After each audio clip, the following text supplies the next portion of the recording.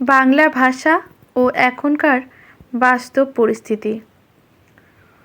গত রবিবার সকালে আমি আর গিন্নি সীমা ঠিক করেছিলাম আজ মেট্রো চেপে কলকাতার এক প্রান্ত থেকে অন্য প্রান্তে যাব। নিজেদের মধ্যে নিজেদের ভাষায় হাসি মজার কথা বলতে বলতে যাত্রাটা মজাদার হবে, এসব ভেবে উৎসাহের সাথে বেরোলাম। কিন্তু আমরা বুঝতে পারিনি এই সরল পরিকল্পনাটাই হয়ে উঠবে হাস্যরসের উৎস। মহানায়ক উত্তম কুমার স্টেশনে মেট্রোয় চড়ার আগেই প্রথম ধাক্কা খেলাম। ট্রেন আসছে দেখে পাশের এক তরুণকে জিজ্ঞাসা করেছিলাম, এটা কি দক্ষিণেশ্বর যাবে? তরুণ যাত্রীটি সঙ্গে সঙ্গেই বলে উঠলেন, ভাইয়া কাহা কা হে? আমি তাকে বাংলায় উত্তর দিলাম, আমি বাঙালি। আপনি কোথাকার? সে হাঁ করে তাকিয়ে রইল। বোঝা গেল বাংলা তার অভিধানে নেই। সীমা সিটে বসে বলল, ওনাকে বলো বাংলায় থাকলে বাংলা শিখতে হবে। আমি হেসে পরিস্থিতি সামাল দিলাম। যাত্রার মাঝপথে আরেক ঘটনা। এক ভদ্রলোক আমাদের পাশে খালি সিটে এসে বসেছিলেন। আমি আর সীমা আমরা নিজেদের মধ্যেই গল্প করছিলাম। এর মধ্যে আমি ওই ভদ্রলোককে বললাম, কলকাতায় মেট্রো যাত্রা বেশ আরামদায়ক, তাই না? ভদ্রলোক আমাকে বললেন, please speak in English, I can't understand your language. Seema তো ওনার কথায় রেগে আগুন। আমরা বাঙালি, আমরা তো বাংলাতেই কথা বলবো।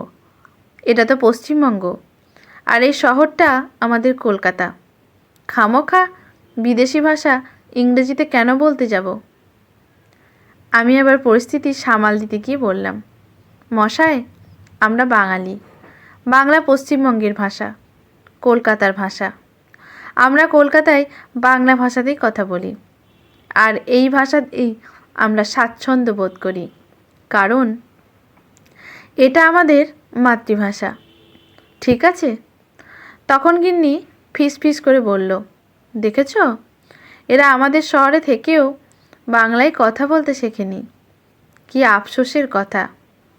এরপর এক মহিলা এসে সীমাকে জিজ্ঞাসা করলেন, दीदी बागुईहाटी जाने के लिए कौन सीट मेट्रो स्टेशन में उतरना होगा? সীমা তার মুখের দিকে তাকিয়ে থাকলো। তারপর আমাকে বলল, কি ব্যাপার বলো তো? প্রায় কেউই তো আমাদের সাথে বাংলাতে কথা বলছে না দেখছি।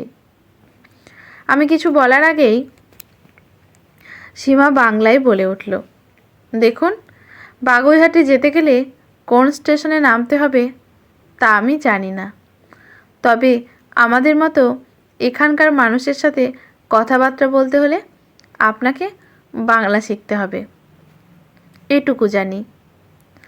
এসব ছোটোখাটো ঘটনার পর আমরা যখন গন্তব্যে পৌঁছালাম,